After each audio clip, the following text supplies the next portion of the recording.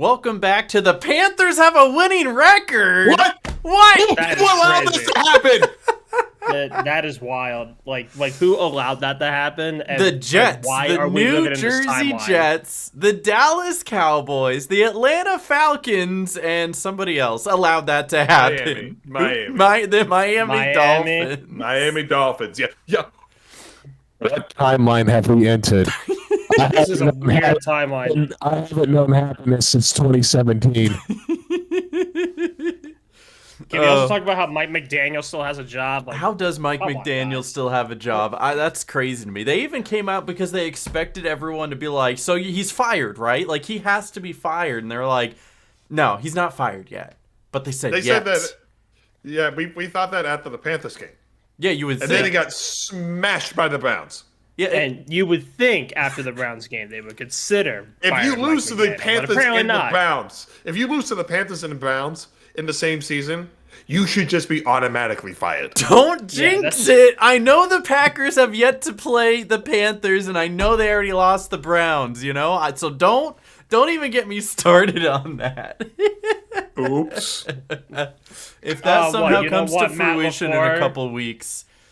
You don't want Matt LaFleur to get fired because the Panthers won to the Come Packers. on, I've heard all your complaints about his play calling. Come So that on. is the one complaint. A lot of people are like, I hate Matt LaFleur. His play calling is too conservative, and they are running too many jet sweeps, and he isn't aggressive enough, which is actually ironic because we'll get into this later, but the only reason they ended up winning that game against the Cardinals is that at the very end of the game, when Jordan Love was coming off the field on 4th and 2, and when they were going to kick a field goal to tie it, Matt LaFleur said he saw the disdain in Jordan Love's eyes and just kind of felt bad and was like, I trust my quarterback. Get back out there and convert, you know? And then Wow. they did, and they ended up winning the game. But, like, it was initially the plan to kick that field goal, and it wasn't until, like, Jordan Love, like, looked all sad coming to the sideline, and Matt LaFleur was like, my boy is sad. You know what? Get back out there and win the game. And they did. Yeah, good Gutsy for call, them. though. We'll get there. What, you got shout-outs? We do have shout-outs. I'd like to shout out the Green Bay Packers as well as all the other teams in the NFC for having a remarkable amount of wins. A lot of 5-win teams out there, and for some reason What it's are there, not showing 6 of them? It's not showing my screen. Let's do that one. There we go. Yeah, we've got the the number 1 seed over here, Green Bay Packers. With 4 wins, Packers. while San Francisco, Philadelphia, Tampa Bay, Detroit, Seattle, and the Rams all have 5 wins. But you know what? The Green Bay Packers only have 1 loss. The Cowboys? The Cowboys are 3-3-1. Well, they are actually kind of sneakily becoming good, so we'll talk about that later too. But It's funny. It's funny that seeds 2 through 7 right now, all 5 and 2. The NFC is that's weirdly incredible. stacked. The NFC is crazy dangerous right now. And I mean, like, look at these as well, because you've got 2 from the NFC North, 1 from the NFC South, 1 from the NFC East, but then 3 from the NFC West. One of the questions I wanted to pose, if you want to just touch upon this real quick, is what in your guys' opinion, what is the more dangerous division right now? Is it the NFC North, who all have either a 500 or better, or is it the NFC West, who has, like, accumulatively the best records in football? Oh, it's definitely the West. It's definitely the West. You think the West? So Noah, if Yeah, you the had to Cardinals play, are a doormat. let's say that your team, the Ravens, had to go through a gauntlet and guarantee that they had to win at least 3 of the 4 games. Would you rather them play the Packers, Lions, Vikings, Bears, or would you rather have them play the Niners, Seahawks, Rams, and Cardinals? And they had to win I'd 3 rather of the them games. play the West. I'd rather rather them play the West? Really? I mean, in fairness, though, we did lose to the Rams, so that's 1 game out. We need to win against the other 3 in You that know what? scenario. Lamar Jackson wasn't even However, playing. It was a gimme, okay? He It's wasn't like, playing. It's like how Yeah, the yeah, it was Packers a were gimme. playing the Rams last year without Matthew Stafford, and the Packers just looked dominant over them because they had 0 offense because Matthew Stafford was like, oh, my ankle, or whatever it was, you know? So it's like when the starting lineup isn't there, it wasn't really a game. It's practice. It's a scrimmage for Right. these 2 teams. You know? Yeah, I think the West is honestly a little bit more dangerous than the North and the NFC side. I guess we should flip it. What about AFC side? Which league is more dangerous? Think AFC, I about it. probably wouldn't want to go against the AFC West because 3 of those 4 teams are good, but Hmm. yeah, It's like the same thing. You got 3 teams who are competing at the top, especially now with the Chiefs getting healthy, and then you have the Raiders. yep. They True. they, True. they exist. They exist, yes. But my They only argument exist. with the NFC is with the NFC West, the Cardinals are actually keeping it close with every single game, and they look better with Jacoby Brissett, even though they haven't won with him yet. They've kept it closer, put up more yards and more points with them, as opposed and less turnovers. I think that's the number one thing. You win the turnover battle, you win the game. Less turnovers with Jacoby Brissett. He hasn't thrown an interception. Granted, he did lose a fumble against Green Bay, but that was also like Green Bay's first fumble and recovery of the season that they've gotten. So that was just a big moment for them. But we'll get into that too. So anyway, that was one shout out that I wanted to go over with all of those number 1 seeded teams. Let's get into shout out number 2, where, oh my goodness, can you believe it, guys? The Dolphins unfollowed Tua on Instagram. It took me a hot minute to actually understand Now- this. I'm No, embarrassed. it was really funny because I saw that and I thought it was serious, and then I saw the search line. I was like, "Oh, that's actually funny." I've seen the same Yeah. rendition of this meme over and over again, but like it is so funny just because of how poorly Tua did play. 3 interceptions, like you have who is it? The Raiders quarterback, Geno Smith, who threw for like what 70 yards total, 69 yards or something like that. Something not good. That's Not for sure. great at all, and yet Nope. Tua is still ranked as the worst quarterback of the week. I mean, he also did fumble the ball 3 times. I don't think any of those fumbles were lost, but 3 interceptions and 3 dropped balls. It's not great. Yeah, It looks not- like he's not- back to not great. CTE Tua.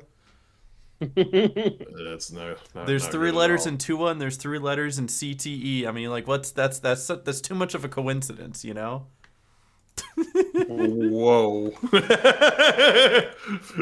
All right, 2 more quick shout outs. I want to shout out this absolutely wonderful celebration when the Rams got the Jaguars to jump off sides. Just watching this, watching the lineman with the how did he do it? He goes. Oh, He heel like click. gets him and he clicks his like that, right? Like the Oh, old, that's really funny. Little the heel heel click in first London. down. Yeah. Seeing a Yeah. man of like 300 pounds do that was delightful. What was even better is before he did the heel click, he shoved the guy first, and it's like, yeah. That's Oh. hilarious. So I just love that football brings out the fun in these guys, right? Like it's not just a job for some of them; they truly have fun on that football field. Mm-hmm. Absolutely. All right, guys, let's I'd see have fun, too, if I was everybody's making best heel millions of dollars. click. 1, 2, 3. I wouldn't even try. I'm not gonna make wait, these Noah are my try. wrists. Noah had a These are flu my shot wrists. today. You know, he's Yeah, his I'm body's not- I'm not recovering. He got a flu shot in his heels. He did. Yes. That's Yeah, the new some- procedure. Somehow, They're shooting yeah, him up yes. your ankles now. yeah. Somehow the FDA approved that, and I was the test subject. So we'll see how that goes. But yeah. We'll see if he gets the super flu now. with a little taste of athlete's foot, you know, like Oh yeah. delicious.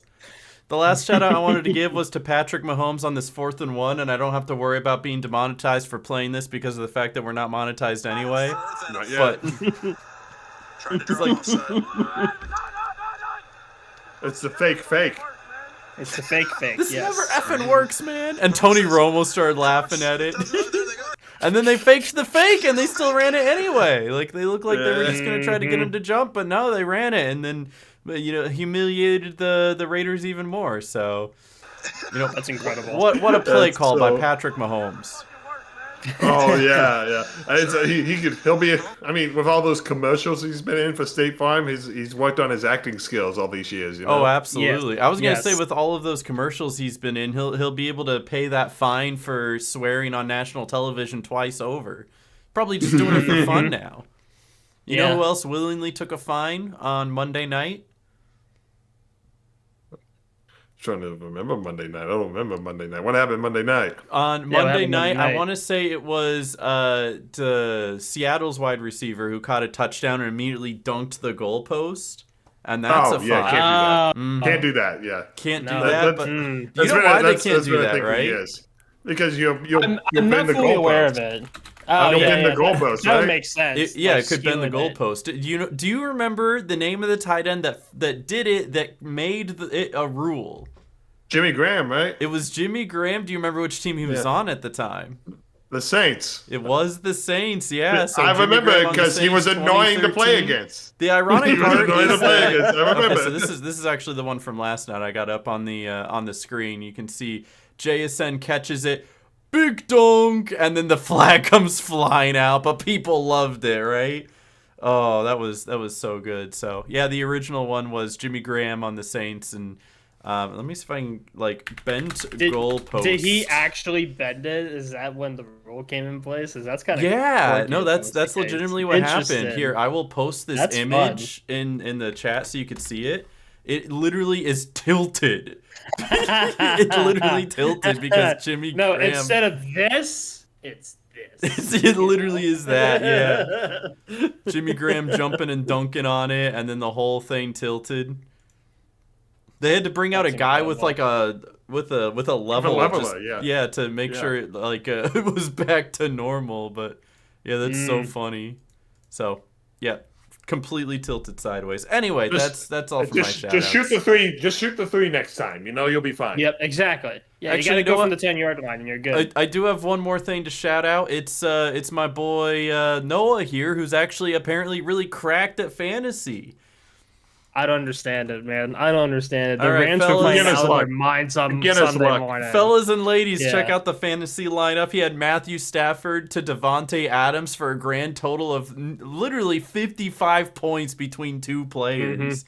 That's pretty crazy. good. Josh Jacobs with 2 rushing touchdowns. He put in Kyle Pitts and scored 10 points off of him.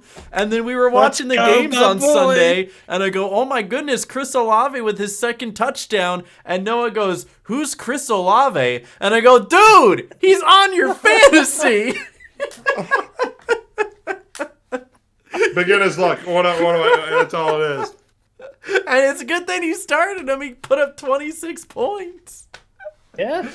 He's, So- my fantasy's cracked. I don't know Noah, what to tell me your say. secret. What was it? What'd you do? What are you doing different than everyone else? The Dayton Triangles gave me some insider information. The Dayton Triangles did. Is there anyone who was on the Dayton Yeah. Triangle still alive to this day? No. Can't Are imagine. ghosts giving you information, Noah? No, are you psychic? I back traveled. I traveled back. You went in time back to in find time them. to I went get back in information time. about future players. Mm-hmm. That is wild. I love that. All right, you want to get into that's some? crazy. You want to get into some games then, though? Let's do it. All right. So we had Panthers game was the first one. I believe. Sure from was. this. So, And Tom, to call, what? How did the Panthers do? Let's talk about it. to call this game an affront to football would be accurate. It was ugly. Ugly. No one could move the ball. Points were at a premium, and somehow the Panthers won. The We Panthers take did those. win. They're 4-3. They have a winning record. If they get That one is more the- win, they'd be tied for second with 5 other teams. It is the first time since October of 2021 that they've been above 500. October of that is literally 4 years ago. 1,834 days. And you know what is ironic? And I know you have a lot of notes, but I was just seeing that Chuba Hubbard did come back, yet Rico Dowdle was still like the prominent rusher He of was the game. he was the most effective rusher. Yeah, I've got those stats right here. Dowdle on 17 carries had 79 yards on the ground to Chuba Hubbard's 14 carries for 31 yards.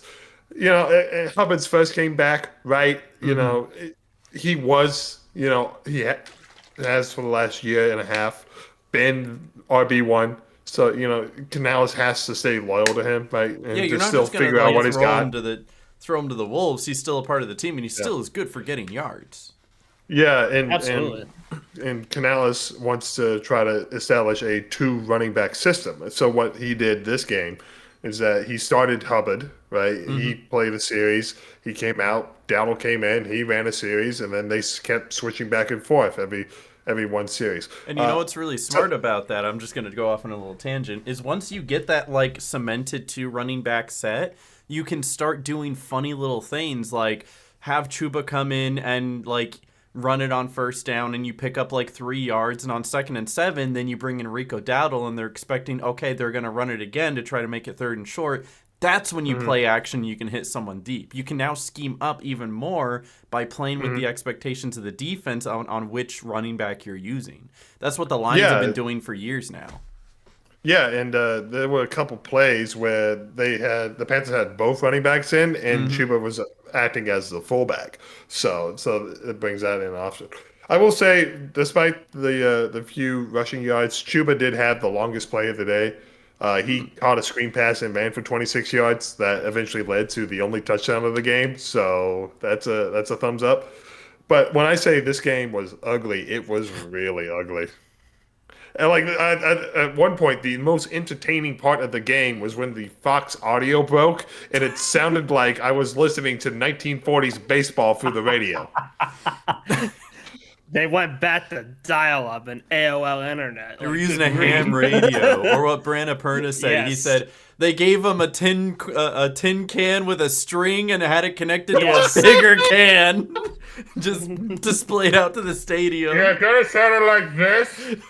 And Young steps back. He hands it off to Rico, and he gets 6 yards. I apologize for the audio issues we're having. We're going to get that sorted out immediately. You know? Oh, it was so good, though. Immediately. Yeah, it took a commercial break for them to figure it out. At But least one. it was so funny.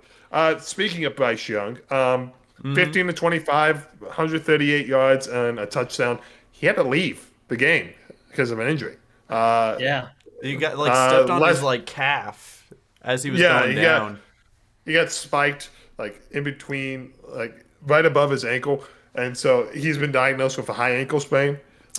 Typically a high, and not a Patrick Mahomes high ankle sprain. Not the fake Patrick Mahomes. Oh, he's playing on a high ankle sprain. He looks fine. He took a couple Tylenol. This is an actual high ankle sprain. Bryce left the stadium in a walking boot on Sunday. He, as of this recording, he is expected to be out for the Panthers' next game against the Bills. Andy Dalton's going to start, so the Red Rifle's back in business. Andy Dalton isn't a bad backup. He's probably, in my opinion, one of the better backups in the league. Yeah, but you do not ask Andy Dalton to start a game against the Bills. Okay. No, I mean, that one's a wash. All right, that's one of those scrimmage games we were talking about earlier. Hand the ball off a lot, get Chuba and Dowdle their running yards so that fantasy owners can be happy. If you put up some points, great. Pat the stats, stat the pats, pad the Maybe stats. I should put Rico Dowdle on my fantasy. Too late, I already have him. Dude, okay, Bucky Irving is out. Ashton Genty's on a bye. I had to get somebody. No. Damn it. I should have thought about that. One more offensive shout out for the Panthers. Shout out to Xavier Legette, the Panthers' second-year wide receiver we took in the first round last year. He had his best game as a professional this year in his career, especially after he struggled at the beginning of the year. He went 9 receptions for 92 yards and a touchdown, and he had we'll call it the game-winning walk-off catch, which got the Panthers' first down, which has just allowed them to knee the ball out for the rest of the game. So it's cool. It's great to see Legette bounce back from those early season struggles and has now had the best game of his career, which is great. Now to the defense. The defense is what won the Panthers the game. Which is not something you usually hear. No. Especially when they were ranked 32 last year. They were the worst defense to ever have defense last year, yes. They put up how many sacks? Well, the same amount of sacks as the Jets had points. They had 6 sacks this game. That's crazy. Which that's probably more indicative of the Jets, who gave up 9 sacks last week against the Broncos. Mm-hmm. So, but fun fact about that, the sack stat, the Panthers only had 5 sacks coming into this game. They more than They got doubled 6. them. Doubled them They in got one 6. game. Yeah. Which you love to see all the sacks, including Derek Brown, the big old man, defensive tackle that had 2 sacks. 2 sacks, 4 tackles, 3 assists. And 3 pass breakups too. He's getting his big old hands up there and swatting at the line. I hope he got a game ball for real. If I don't know who got game balls, I didn't see that on social media. But if anyone's going to get a game ball, it also should be J.C. Horn, our star cornerback. Which, ironically, you don't hear a lot about during games because he's so good at his job. No one throws it towards him.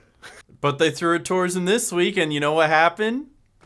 He only allowed 1 catch, and he picked off 2 balls. He got more catches than the guy he was blocking. He was covering. Yeah. That's crazy.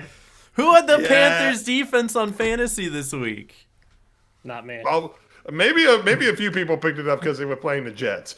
But I think one of those single week pickups, Yeah. Forget my Dottle pick. Let me put the Panthers defense in. No, they're playing the Bills next week. Don't do it. Don't do it. They play the Bills and then the Packers.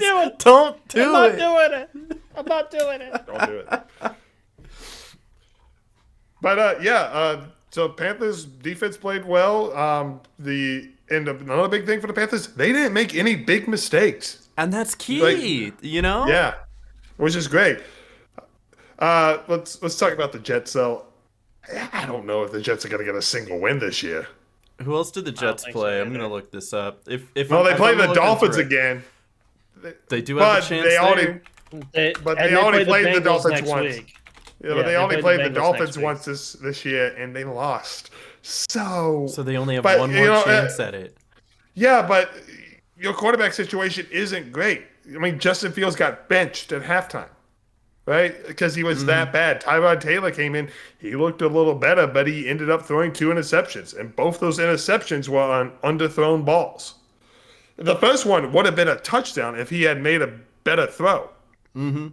So I think just looking at the Jets' schedule, I'm not gonna say they are gonna be wins, but the ones they have the best chance at are the Dolphins, maybe the Browns. I don't know. The Browns are starting to get hot, but also the Saints. They do play the Saints later down the road too. Okay, to be fair, the Saints are competitive, except for this last game where Spencer Rattler threw 3 interceptions. We won't talk about that. But I don't know. I still think the Saints over the Jets at this point. Do you think they have a chance against the Bengals, or are the Bengals actually good now? No, I think the Bengals. Joe Flacco be slinging it. Joe Flacco might go. I think the Bengals clear the Jets. I mean, let's look at this. Yeah. The Jets are so poorly run. At the end of the first half, right? Justin Fields takes a sack with about 10 seconds left. The Jets have 1 timeout, right? And they're sitting right about midfield. So, conventional wisdom says, okay, you have your 1 timeout, use it here, and you got a chance at a Hail Mary. Aaron Glenn just let the time run out. He did. He just let it go to halftime.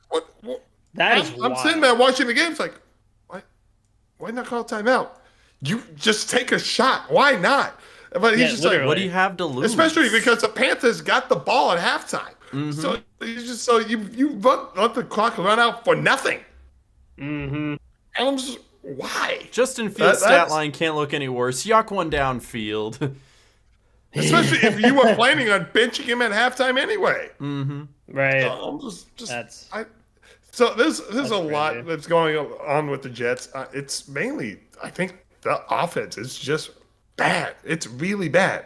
Yeah, I said this to my buddy Michael during the game, that if you took the Jets defense, right, you removed it from the Jets and put it on, say, like the Cowboys, right, and replaced it with and took the Cowboys defense and moved it. So you had the Cowboys offense and the Jets defense on the same team. That would be a very scary team. Yes, it would.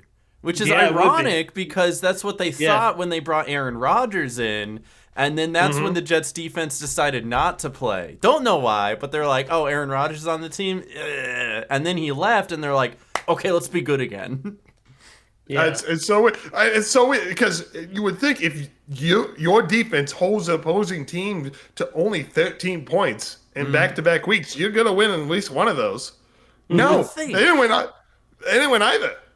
I mean, if you remember, half the time that the Jets even won in the previous years was because of the fact that, like, even before, like, pre-Aaron Rodgers, they would be winning just because they would get defensive points and, like, punt and kick returns. Like, that's where a lot of their points would have to come from in order to get these wins. Like, yeah, the offense would be able to put up maybe 10, but then they would be able to jump up to, like, 15 to, or 17 to 20 if they had those like defensive takeaways that gave them short fields or even like pick sixes.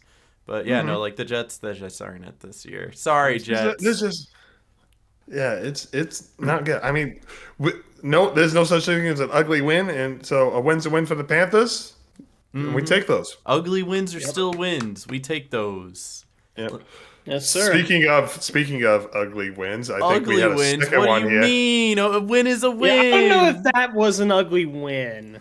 I mean, okay, so it kind of was. I watched this game, all right, as the resident Packers fan. Go Pack, go! The Packers did beat the Cardinals, who don't look good, right? Like on paper, they're 2-4. But the Packers 2-5 now, I think. 2-5 now. They were 2-4 going into this, but the Arizona Cardinals aren't what people think they are just by looking at box scores. They lost all 4 of their games by a grand total of 9 points. Grand total. So that means like over 4 games they were losing by 1 and 3 and 5 and 3 again, something along those lines. And it's just they're not that bad of a team. They're just losing close contests. And again, these close contests are to these juggernaut teams that are in the top 10 of the NFL right now. Losing to the Rams. 7 of the games have been by 1 score. Yeah, all 7 of their games, whether win or lose, have been by 1 score. And the people that they're losing to are their own division rivals who are all 5-2 right now. All 3 of them are 5-2 right now. So when you think the Arizona Cardinals, they might not actually be that bad. But the Green Bay Packers came out to be just a little bit better, which is exactly what you need because the way that the Green Bay Packers are playing looks very similar to the way the rest of the NFC West is playing, where they're staying competitive and squeaking out a good win, right? Now, if we're going to actually break this down into the nitty-gritty, the Packers did not start off hot, and part of that is just the beginning of the game, they couldn't get anything going. The way the Packers have always loved to play, if you watch any Packers game, Packers fans will generally know this. They always want to start with the ball, and they want to score early, and then they want to make their opponent play from behind. They did that against the Lions, and they did that against the Commanders, and that's why those look like such commanding wins. And against the Cardinals, the Packers didn't start with the ball. They gave it to the Cardinals first, which I'm pretty sure they just won the toss and requested it. The Cardinals went down the field pretty easily, may I say, kicked a field goal and went up by 3, and now the Packers suddenly have to play from behind. And it just kind of turned into a slogfest from there, where they were able to come out and get a field goal and gave up another field goal and a touchdown, and then by some miracle pulled off one more field goal before the half. Thank God for this random substitute teacher who knows how to kick a football. God bless him. New franchise record, New by franchise 61-yard record. Can't even pronounce his name, but I love him to death. And honestly, pretty much won them the game, because if they didn't have that field goal, then the Cardinals aren't really going for it on fourth down, and they're kicking their own field goal to win the game. So, God bless that. It was a second-half effort where they finally scored 3 touchdowns, looked pretty good too in it. 1 to Tucker Kraft and 2 rushing touchdowns with Josh Jacobs. He's on your fantasy, Noah. Yes, he is. And with that being said, I think it's so ironic looking at Packers fans when they're all complaining about the fact that they're like, look, whenever you pass it to Kraft, he's getting yards and he's making plays. Oh, but like scheme some things up for Golden, because if you pass more to Golden, then he probably have like 100 yards every single game because he's always so wide open. But also feed Dobbs more because Dobbs is your playmaker. He's the one that's always catching the ball. Fact of the matter is they can't just choose one guy to feed the ball to. It's not the point. They don't have enough plays to do so. It's like, yes, they are feeding each of these guys, and they're all getting their decent amount of catches. If you look at the player stats here, let's look at receiving, right? Dobbs with 6, Kraft with 5, and Golden with 4. Those are the 3 that I picked out. They are feeding them, but guess what? They have to distribute the ball, especially now that some of their star receivers are hurt. You know, we're still waiting for Christian Watson to come back, and Jaden Reed is still recovering from his collarbone. Because otherwise, this would be split up even more. There's a lot of talent here, and they want to make sure that they're spreading it around, not only to make everyone feel good, but it keeps the defense on their toes. So I hear you, Packers fans, even though you're probably not hearing me. The fact of the matter is that we're spreading it around on purpose. This is designed this way. You have to make them keep guessing on who to guard. They can't double guard everybody. So you're going to get a one-on-one with Dobbs. You're going to get a one-on-one with Golden. You're going to get Tucker Kraft open, and he's going to make a play. That's the whole point of it, you know? If anything, you can argue that, like, Dontavian Wicks isn't getting enough catches, and he's actually a pretty good receiver. Or Josh Jacobs isn't doing much in the receiving game, but you know what? He's doing great in the running game. He didn't get a whole lot going with only 55 yards, but he did get the 2 touchdowns, and whenever they're inside the 5, if they hand it off to him, he's probably making it into the end zone. God bless that man. He's so beautiful. He actually got one of the game balls and gave a really touching speech. It was really awesome. But I would also like to flip it around on the defense, because you know who also doubled their sacks over one game? Micah freaking Parsons. Kenny Clark? It wasn't, I mean, maybe. But yeah, no, Micah Parsons came into this game with 2.5 sacks and came out with 3 more, gotten the hat trick. And believe it or not, that is a record for him. He had never had 3 full sacks in a game up to this point in all of his years with Dallas. That's wild. Most he ever got was 2.5, where he would get 2 solos and participate with a third. But this was 3 full sacks for him. The Packers putting up, what is this, a grand total of 6 sacks themselves, which is a really good stat line. I agree. The Cardinals have been putting up points as well. Like, let me just like kind of stray off here. I'm gonna go like Cardinals schedule for a moment.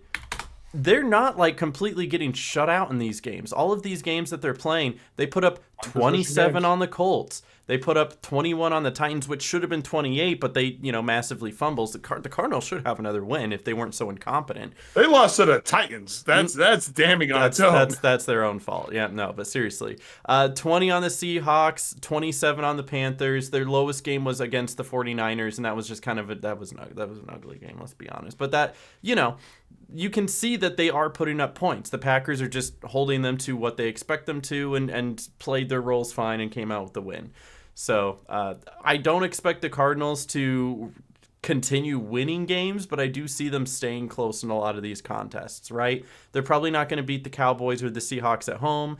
But hey, you never know. They could put up another good fight against the Niners when they're finally at home. I think they might actually beat the Jags later in the year and have a good shot against the Rams when they're at home as well. They probably even beat the Texans and the Falcons later too. So you can't count this team out, and every win is a win. We thank our lucky stars for what we do have, and glad that we at least played good fundamental football. But let's take it up one step, because we're going to need that going into Sunday night. The Panthers are coming to town. The Panthers are coming to town. We gotta prepare for Andy Dalton. But no, next week against Aaron Rodgers is definitely going to be a test, especially because the one thing the Packers are still slacking in are the corners. Nate Hobbs is not a good corner. I'm sorry, he's not. He's not good.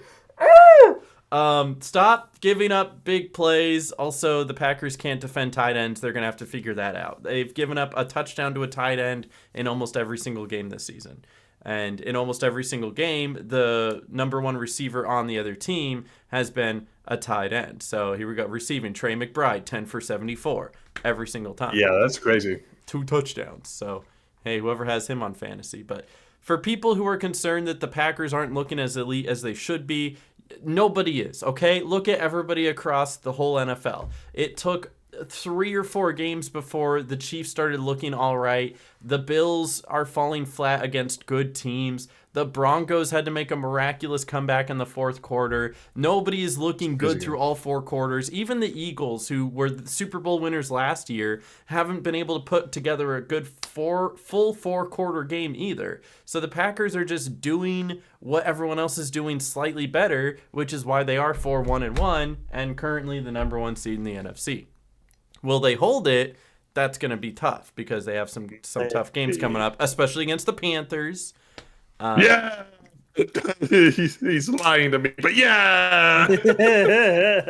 But I truly think I was nervous watching the game because they played from behind the whole time, but I still had faith in my team, and I didn't think it was over until the clock hit 0, and thankfully when it did, they came out with a win. Before we move on to anything else, I wanna see if refresh your memory here. In an earlier episode, you told us why the Packers were going to win the Super Bowl. Something about ages. So, how old was Brett Favre when he won the Super Bowl? I believe Brett Favre was 27 years old. Okay. What about Aaron Rodgers? How old was he? Aaron Rodgers, I believe, was also 27 years old. Okay. How old is Jordan Love now? Jordan Love is currently 26, but in 2 weeks will be turning 27. Oh, very cool. All right. How many points did the Packers score against the Lions in their win? You know, against the Lions, they scored 27 points. That's kind of coincidental, isn't it? What about the Commanders? They also scored 27 points in that game. The Bengals? They scored 27 in that one as well. The Cardinals? They scored 27. It's a conspiracy. The Packers need to score 27 points every single week. That's why they tied with the Cowboys, because they didn't score 27. That's why they lost, because they also didn't score 27. If they scored 27 against the Browns, we'd be having a completely different conversation right now. If the Packers scored 27 points in every game for the rest of the season, they're going to win the Super Bowl. I think it's just that simple.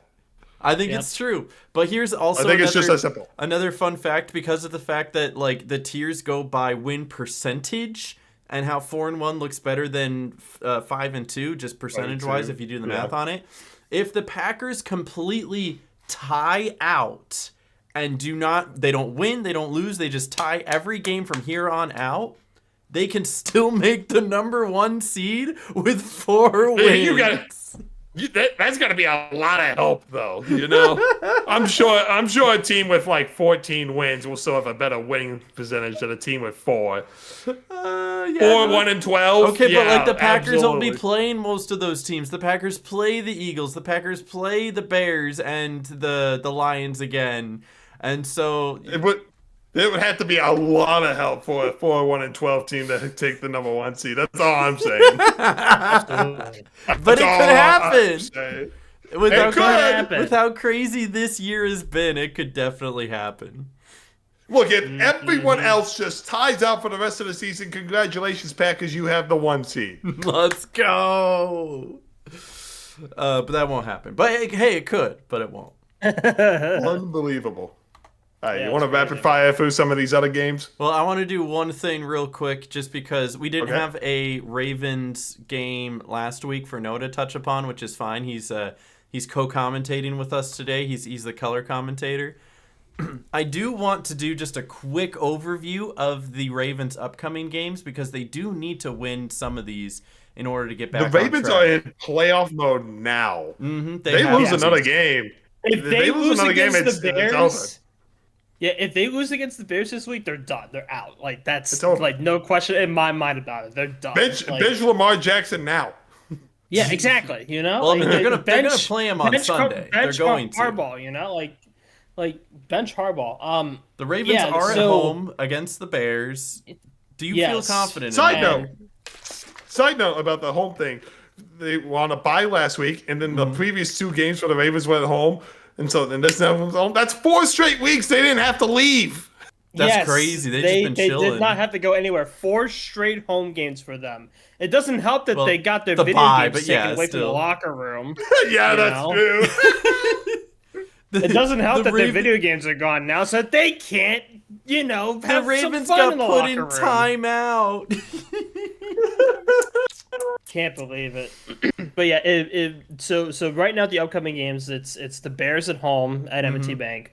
Then they go to Hard Rock Stadium and face the Dolphins On the a next Thursday week. night. On a I feel Thursday like you're night, gonna win that yes. one. Then another Sunday afternoon game against the Vikings at US Bank Stadium. So that's going to be the battle of the purple teams. That's going to be a very interesting matchup. And we're the Cleveland Browns. We're the Cleveland That's our Browns. next game. We we're like the to Cleveland punt. Browns. Yeah, punts. So they go to Cleveland the next week, and then they have to face the Jets. If they lose to the Jets, I'm done. If Ravens give the Jets their first win, that would be hilarious. It would be so funny if that happened. I'm switching to being a Commanders fan at that point, but the Not even a Bengals fan to follow your goat, Joe Flacco? No, I will still follow Joe Flacco, but besides the point, I'll just get a Rico Donald jersey. I'll be happy. Anyway, so if they lose, in my opinion, just looking at it, if they lose to the Bears, I think their run for a playoff would be done. Not just because of numbers wise, their ability to get into the playoffs would be very slim to even get a wild card seat. Their morale's just going to be shot. They're not going to want to play to their highest potential anymore, and Especially it's not going to be a pretty picture if they lose to the Bears. All right. I'll put it this way for you real quick, though. Go ahead. So now they're 1-5. It's not a great look, but all you need is 5 wins to get back over 500. You'd be 6-5, and a 6-5 team actually looks pretty decent at a shots for a playoff spot. For these next 5 games against the Bears, the Dolphins, the Vikings, the Browns, and the Jets, which one of these looks the scariest to you? Which one do you have the least amount of faith in? Because after that, then it's Bengals and Steelers, and those are tough matchups. But if they're at 6-5 at that point, we can evaluate the rest of the league and see where everyone else is at. Maybe the Bengals go on a losing streak. Maybe the Steelers do, and you have a shot at the division. But you want to get back to that 500-plus point first, so you have to focus on the ones right in front of you. These 5 games, which one's the scariest? If it's a toss-up for me between the 2 NFC North teams, I really think that the Vikings would be the more scarier one.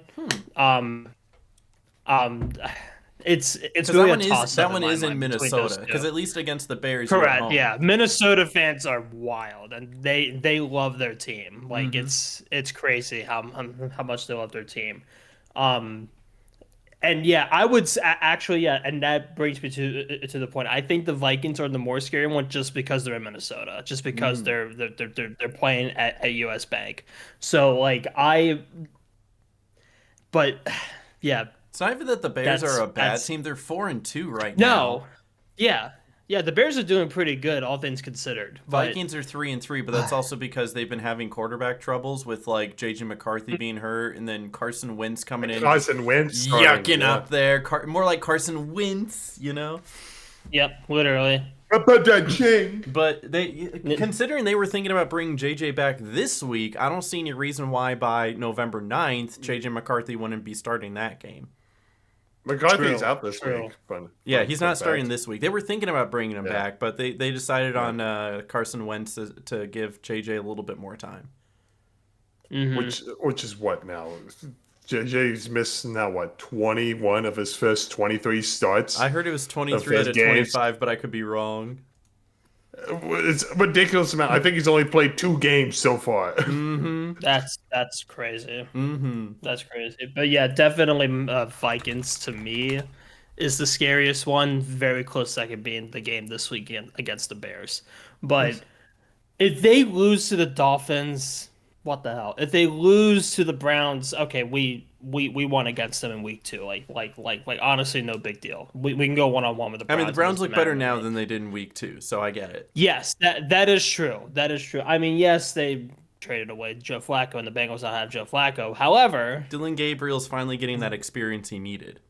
Yes, absolutely. And again, if we got to blow it away by throwing 116 yards. True. That is true. He didn't even throw a touchdown. It was literally just Judkins 3 rushing touchdowns. Oh, really? For the Browns, yeah. That's wild. He ran 2 of them from the Wildcat. But yeah, no, their defense is what stepped up and won them in the game. So like if the Ravens offense can actually click, if Lamar Jackson comes back and looks good and you can get Derrick Henry going, I think they made a lot of adjustments over the bye week, and I'm hoping that they come out strong, you know? Absolutely. And like I said, if they lose to the Jets and that we give the Jets the first win, it's over. It's over. Even if you have like a winning record by then, it's over. Yeah. All right, you want to rapid fire a couple of the other games though? Browns Giants. Yeah, let's start with the Unk Bowl. Let's start with the Icy Hot Bowl. Dude, that Thursday night game. Oh my goodness. Who knew that the 40-year-old Joe Flacco and the 41-year-old Aaron Rodgers still had it in them? The geriatric bowl, dude. And the weird thing is, I know Aaron Rodgers threw 4 touchdowns, but Joe Flacco threw for more yards and less picks. So what, 342 yards, 3 touchdowns? It's weird to see that Joe Flacco did better than Aaron Rodgers. And the funniest part of that is that out of both of their years, because they've both been in the NFL for like 20 years now, this is the first time Joe Flacco has actually beaten Aaron Rodgers. Which is wild. Which I guess it's kind of fair, right? Because they're in different conferences to start off. So they only play once every 4 years. Yeah, once every 4 years or so. But still, they ran into each other a couple times, which is just weird. But hey, good on Joe getting that one last achievement. And this makes me feel a little bit more confident about the Packers going in to play the Steelers as well. I know this was in Cincinnati, so the Bengals had home field advantage. But I'm just saying the Packers beat the Bengals and the Steelers didn't. And the Packers actually held the Bengals to about half as many points as they scored against the Steelers. TJ Watt was a non-factor that whole night. There were people who are like, hold on, 911, what's your emergency? Yeah, TJ Watt is missing. Where is he? Hello? Hello, please? Where's my TJ? So the Unk Bowl was very funny, and it was crazy. It was actually one of the best watched games. Like, Thursday night lately has been like fire for no good reason. Amazon's finally getting the money's worth. They are. I'm actually wanting to watch Thursday night now. Yeah, this is wild. It's so good. But I want to talk about it. It's weird because I was thinking at the beginning of the year the Cincinnati Bengals could be dangerous with Joe Burrow, and then he gets hurt, and then they look bad, and then you get Joe Flacco to come in, and now they actually look like they could be good again. They just need a quarterback named Joe. That's it. You just got to plug in a Joe. Yep. Joe Flacco, Joe Burrow, Joey Bosa. You can throw the ball, right? No. Maybe. No. But yeah, that puts the Bengals at 3-4 and the Steelers at 4-2. That the Bengals actually still have a shot at the division. I'd rather Joe Flacco can light the shits. If Joe Flacco can run for more than 10 yards, I'm telling you. That read option in the fourth quarter made me so happy. I could finally relate to a professional athlete because he runs just about as fast as I do. Yep. That was awesome, though. Oh, I loved watching that. I was all like, there ain't no way they just did a run option with Joe Flacco. I think I got up and started screaming, but... obviously the big piece of this game was Jamar Chase. No matter who's throwing Jamar Chase the ball, targeted 23 times. Yeah, and he caught 16 of them for 161 yards and a touchdown. Joe Flacco learned the Bengals offensive playbook pretty easily. Okay, what do I do? Throw the ball to Jamar Chase? Okay, here you go, Jamar. That's all the players. Maybe T. Higgins every once in a while, but mostly Jamar Chase. Jamar's double covered. Yep. T. Catch it. Yeah, no, literally, yeah. And it was just really funny, the one clip that they showed of Joe Flacco's face being like, he didn't catch that? It's like, whoa. Like, it was so good. Yeah, it was like, whoa, wait, he can miss catching a ball? That's crazy. Can I say the true MVP of that game, in my opinion, was actually the Bengals offensive line protecting Joe Flacco for once. Somehow. How mad? Joe Burrow was like jealous. Joe Burrow? How mad is Joe Burrow? Yeah. I think they knew they had to protect him, though. They're like, dude, we got a grandpa back here. We can't let his bones break. Seriously, he gets hit once and we're done for. Yep. So I actually, All right, next game I was gonna say talk this about. might Go be a ahead. hot take as we move on to the next one though, but I think the Bengals might actually be on a streak here, and they're gonna start winning some games. A streak of one, it's that's gonna for be really sure. interesting You to got to watch them. start with one, Really interested to watch them that's go. what they've Yeah. got. Sure. I want to talk about how abysmal the Raiders were. Oh gosh, this is all you. I felt bad for even Abysmal. thinking about starting Ashton Genty because it's like I took him off of my fantasy and put in Rico a good Dowdle, call. and the little recommended thing was all like, "No, we recommend Ashton Genty," and I was like, "You're stupid." And you were, and it is dumb because the Raiders only ran 30 offensive plays. Yep, they 30. did not have a lot That of is the chances. second fewest. That is the second fewest in Super Bowl era. The Chiefs had more points than the amount of plays that the Raiders ran. The Raiders only had 3 first downs. The Chiefs had 30. Oh, God. oh, it The Chiefs have as many first downs as the Raiders had plays as Yes! offense. Like that. Seriously. You look at the graph. I've got the graph no. in front of me where it's like total yards, passing yards, rushing yards, yards per play, and it's just. They didn't even have 100 yards. Yeah, they didn't even have 100 total yards on offense. They didn't. That is upsetting to hear, but then again, it's the Raiders. Like they haven't really been good since they moved to Las Vegas, in my opinion. But This really has. This was abysmal. It was just an abysmal game all around for the Raiders. It wasn't even like a lot of oh like my turnovers. The Raiders lost one fumble, yes. But the fact of the matter is like the time of possession, the Raiders would just go 3 and out, 3 and out, 3 and out. Look at this time of possession differential. Most time of possessions hover between 25 to 35, like going either way. One team will have it 25 minutes, one will have 35. Maybe it'll be like 28-32. 42-18. 42 minutes of possession to the Raiders 17-52. no. Less than 18. It's not good. You're not going to win many games if you hold on to the ball If you were to turn on this game at any random point, you are more likely for it to be on the Kansas City Chiefs having the football than you are for it to be on a commercial. True. That's crazy. True. It's just bad. Honestly, Raiders. It might be another wash season now. It might be. Yeah. I mean, who else do they play? The hiring of Pete Carroll has definitely now become overrated, and getting Geno Smith is probably not the best move. Seattle just knows how to move on from quarterbacks at the right time. Yeah, I hate to say it. I think absolutely. Geno Smith is honestly one. Like Pete Carroll, it definitely isn't helping at the moment. He's probably overstayed his tenure, but like Geno Smith seems to be one of the biggest problems they have here. That and like The whoever's Raiders doing the just play don't calling. have a quarterback.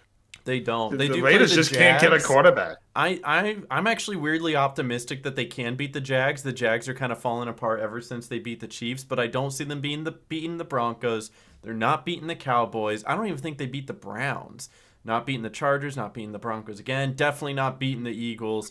If the Texans, Raiders might get another 1 or 2 wins. one or max. two, they might be able to beat the Giants or Texans much later this season, but that's about it. Like that's it. It's over. Wrap it up. It's not looking good. And one more game I want to get to. What happened, Giants? What happened? I couldn't believe that one. You remember that one, Noah? This was Yes, historic. We have not seen this a was stat the line one like game. this in forever. 0-0-0, 33.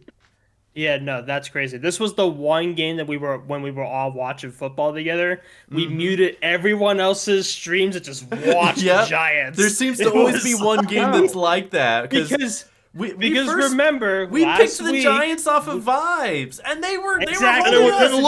We they almost were looked like going geniuses. to win until the field goal. We almost looked like It was so geniuses until they disappointing. missed an extra point.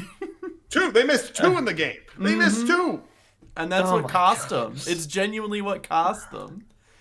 Oh, we almost looked I like was so geniuses. mad. We could I have was had the so mad that best they lost. YouTube short TikTok clip, but ruined by Bo Nix putting up historically high fantasy points. All in the fourth quarter. wild. All All in the fourth quarter. That's wild. How can you even score 33 points in the fourth quarter. That should not, in one quarter, should not be possible. I don't know. I mean, the closest thing I can even remember in recent history to something like this happening was the year that the Colts were up over the Vikings 33-0 at halftime. Or no, I think it was like 30-0. But then the game ended 36-33 Vikings as one of the largest comebacks in NFL history. This wasn't like necessarily as much as a comeback because they were up, what is that, 20? They were up like 23-6, 19-0 at one point. But it was still like a 19-point comeback is still phenomenal. And the fact that the Giants even put up 2 touchdowns in the fourth quarter and still lost because Denver put up nearly 5. 33. Mm-hmm. That's crazy. So historic game. I mean, listen, I'm all for the Broncos winning. On vibes. I would have loved to see the Giants win on vibes, but I am actually also happy that the Broncos came back to win because that keeps the Chiefs down. The Chiefs are still number 3 in that division, I believe. For now. But it's not looking good. Let me AFC West standings. Are they still number? Yeah, they're still number 3 because the Chargers have the tiebreaker. Come on, Chargers, you got to keep winning. Come on, Broncos, you got to keep winning. But they are catching up very fast, and that is scary. So, I mean, it's literally one point game difference, and that is terrifying. That's never picking a team off vibes ever again. I've learned my lesson. I'm definitely gonna pick a team off vibes this week, and you can't stop me. Yeah, I'll probably agree with you on the vibes. I'm gonna probably fault. It's gonna be the Colts. We're all gonna pick the Colts off of vibes. I don't care who the Colts are playing. I'm picking the Colts off of vibes, and they look pretty good against the Chargers. We won't deep dive into this, but Chargers. I mean, we will get into it. But I'm pretty sure we don't have to pick the Colts off of vibes. But I'll say that. Justin Herbert threw for 420 yards and 3 touchdowns and still lost because the Colts just happened to put up even more at 38. Daniel Jones 2 touchdowns, Jonathan Taylor 3 touchdowns. That's insane. That's a good football team right there. Oh my goodness. Absolutely. So I think people were saying that the Colts aren't for real until they beat a good team. I think the Colts are for real. You guys want to get into some power rankings and really tell everybody who's for real then? Yes, absolutely power rankings. All right, can I tell you guys the NFL power rankings real quick because I still think it's kind I looked them up before we started recording because I was curious. Totally and honestly, I've written mine. I always write mine down before I look at anything else. So go ahead, tell me. And honestly, just based off of the list, So like they put Detroit at number 1 and Indy at number 2. I kind of get it. It's a little disrespectful to Indy, but they still put them top 2. But they finally acknowledged it. They put them. Yeah, exactly. Up there. And Detroit has been playing good football ever since their loss to the Packers. The only other loss they had was a close game, and they've pretty much pounded everyone else. They took the previous number 1 Tampa Bay Buccaneers and boiled them into the ground. The one I don't agree with is the 4-3 Kansas City Chiefs because, like we said before, how many teams in the NFC are 5-2? Let's count them. 6. It's 1, 2, 3, 4. And the Bills are 4-2. The Denver Broncos are 5-2. The Patriots are 5-2. The San Francisco 49ers are 5-2. And then we even have like the Steelers at 4-2, the Bears at 4-2. But hey, let's put the Chiefs at number 3 because it sells, right? Patrick Mahomes. Yeah, okay, they put a beating on the Raiders, but you know what? The Indianapolis Colts put a stomp into the Chargers. Did you see the one play? This never works ever. Come on, that's gold. Listen, Tony Romo laughed at it. Marketing. I commend the Chiefs on being a good football team, and I won't take that away from them. They do some very clever schemes, and they do things that we don't see other teams do. And at least they don't push. Thank God. But this is clear glazing, putting them number 3. If they come through and start beating the better teams, I think they play the Colts later this year. And I want to, they beat the Lions, who they now have at number 1, but they were also at home, so great home field advantage on that one. But I don't think that they're the number 3 team. Sorry. They put Seattle over Green Bay, which is interesting. I know Seattle is playing great. I don't know. Green Bay is kind of back and forth with me. I think the Packers are good. I think they deserve to be 5. I think Seattle's a little high, but that's okay. We'll definitely have our own take on these as well. So just letting you know where the NFL stands with their glazing of Patrick Mahomes and the Chiefs, because when aren't they? Exactly. All right, fellas. Who do we have at number 1, and why is it the Colts? Yes, I have the Colts at number 1. Colts on my number rankings. 1, The baby. Colts should They're be not number just 1. the best.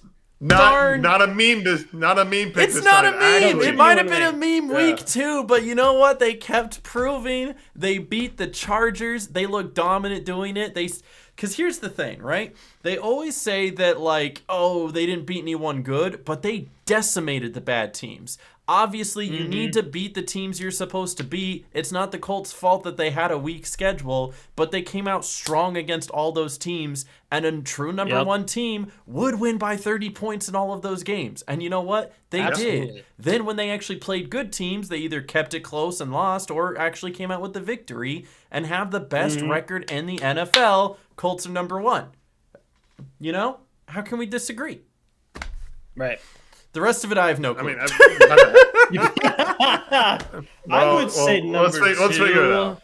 Let's figure Go this ahead, out. Tom. I am still. I have Lions. I would be okay Yeah, with I was putting gonna say Lions Lions at number too, 2. actually, Yeah, honestly, the Lions are looking really strong. I know that the Packers did beat them week 1, but we can't keep holding that over them forever. Since then, their other loss was to the Chiefs while the Chiefs were at home during the Chiefs rebuild, where they're starting to look stronger as well. So I totally get it. You can drop a game to a good team, even if it is by like a couple scores, but everybody else, they've won pretty handily, and they've looked good doing it. They do still have one of the best offenses in the NFL. So, number 2 makes sense to me. This is where it gets really muddled, and this is, you don't have to agree with me. Who do you have at number 3? I have the New England Patriots. That's who I have at number 3. New England Patriots. Interesting. They're a 5-2 team. They're winning games. Interesting. No, who do you have? I don't do these, actually. You don't write them down. I don't you just write look down my own rankings. Just look up standings, see who's the most wins, and feel which one you think is probably good. I mean, honestly, most of my power rankings are just based off vibes. No, that's totally fine. We need a vibes guy. Not everybody can be analytical like Tom, right? We need a balance. I would say I agree with the Patriots pick for number 3. I think it's a solid pick. They're 5-2. They're doing very well, surprisingly well. And who do they play next week? Are they on a bye? Hold on, let me check. No, they played the Browns next week. I think they win that handily. I think they win that handily. Yeah, that's just gonna make their position go up higher, at least to the NFL. But like for us, it's definitely gonna make it higher. I have the Broncos at 3. Broncos is also a really good. That's also option. a good pick. Yeah, That's also a good option. Ooh. How about we can this? put both at 3? Yeah. I was gonna say we could put both at 3, and I think that's a really good compromise because the Broncos are also 5-2, look pretty good. Yeah, they look sloppy for 3 quarters, but that comeback is at least worth mentioning, right? Yeah. If they put together a full 4-quarter game, they would have won that by double digits 20. easily. Yeah. Yeah. Absolutely. So I think that's a really good solid pick. So we got 2 teams at 3 because that's how we roll here. Yep. You know how many teams I have at number 4? Is it 4 of them? No, I have 3 teams tied at number 4. Is it everyone in the NFC West? It is, yes. I got the Niners, Seahawks, and Rams. Niners, Seahawks, and Rams. Can I also put the Packers at number 4? We'll just put all of them at number 4 because all of those are Packers at 5. I mean, that's probably where they would be on mine too, but I wanted to put them at 4, but I think you're right in the sense where like all of these teams should also be at 4. So we're going to put all of them at 4, and that actually leaves because we do 5 and then a bonus 6 just for funsies, which isn't actually 6, it's just whoever we think is looking really cool.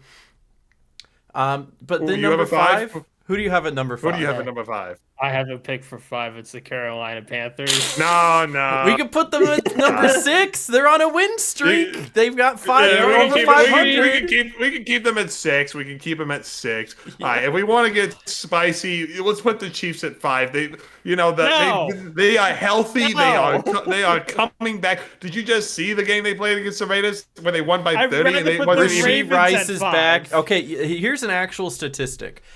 Out of the entire starting lineup for every team in the NFL right now, the Chiefs have a largest percentage of their starters starting. They are, they're by healthy. statistics, They are a healthy the football team. healthiest team in That the is NFL fair. right now. And Yeah, that's That scary. is so fair. That is a scary thing. Yeah, and they will be getting back on the Chiefs' mischief and magic, devil magic. It's coming. Mm-hmm. Like that's why I think they are. I think that's why they are 5. And yeah, no, I think Okay. I agree. Yeah, as our Okay. 5 Okay, that's below our you've 4 swayed at number me. 3 and our 2 at number, or 4 at number 4 and 2 at Yeah. number 3. Yeah, But it's yeah, more like a top 9. it's like ish, you know. But yeah, no, there's a lot of them that could slate at number 4, and that's how this goes. It's all of these could be a potential number 4, and then the Chiefs are just below these teams. That's how it is. Not just record wise, but they've all been playing well. Now, if they were to play head to head right now, like I truly believe if the Rams and the Chiefs played head to head in LA, the Rams win that. I do believe that. You know, if the Chiefs LA go to was basically a Seattle, Chiefs home game. if the Chiefs play in Seattle, I think Seattle wins. If the Chiefs play at home, then I think it's a tougher contest, and the Chiefs probably do come out on top. Yeah. But yeah, no, this is a really competitive year. It's weird to say that like it truly is anybody's year for once. Yep. Which is wild. I'm gonna give one more to bonus Well, if that's okay. okay, and then you can disagree and hate me for this. Oh, one. absolutely. Go ahead. I was gonna give the Dallas Cowboys because they are looking frightening with Yeah. CeeDee Lamb back. Yeah. Yeah. Yeah, They put are them putting up. up. They have more 40-point games this year than anyone else, I think. Oh, easily. Mm-hmm. Easily. So And if the they, defense wasn't atrocious against the Commanders. if they get their, you were saying it earlier. If they had the Jets defense, they would be scary. They'd be the number 1 team, honestly. I don't think they would have lost a game. Put yet them up to the number 1 with the Colts, baby. No, we're not gonna do that. But No. No. Not yet. I love that this says SF lag. You put LA next to Green Bay, it just says lag.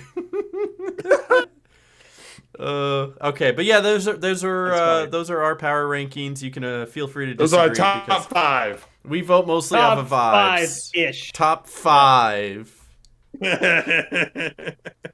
All right, team. Let's do our pigskin pick'ems. We for got the some week. pick'ems, boys. Are we? We went ready? 10-5 We last got week. some That's not bad. interesting. That's not 10-5 bad. last week, not bad. I think personally, I bad. went 11-4 on my own, but like as a group, 10-5 is not too bad. We should have had that Giants pick. We should have had it. I definitely went like 9-6. And if not weirdly worse. enough, my wife had the highest pick rate last week getting 14 out of 15.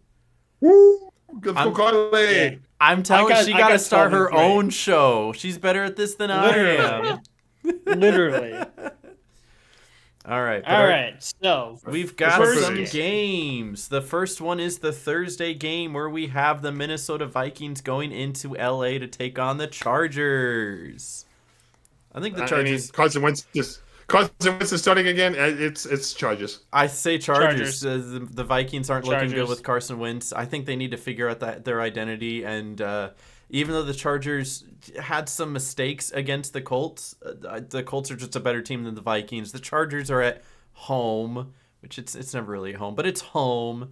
So there'll be less Viking noise there than if they were to play in Minnesota. So I'm taking the Chargers. Yep. Chargers. Then we've got not an overseas game for once. They're taking a break for the overseas games for a couple weeks before going back. But yeah, Seriously. first game of the week, we got the Miami Dolphins taking on Atlanta in Atlanta. No faith in Miami. Oh, absolutely Atlanta. not. And the funny thing is, Me the neither. Falcons are. I would honestly say if there was the most unpredictable team of the year, it's the Falcons. People were saying the Packers True. who don't know who's showing up. They look great against the Lions, but then look bad against the Browns. But overall, they're usually 3 out of 4 quarters pretty consistent. The Falcons are a completely different team every single week. They could lose this game. They could. They lose 30-0 to the Panthers, and then they beat the Bills, and then they beat the Bills by running the ball for like 300 yards, and then they don't do anything against the Niners. And then Bijan Robinson only gets 40 rushing yards. I don't know. So, but I'll take the Falcons in this one. We taking the Falcons? I'm taking the Falcons over the Dolphins. Yeah. Yep, same here. All right, Falcons it is. Then we've got the New York Jets going on to take on the Cincinnati Bengals in Cincinnati.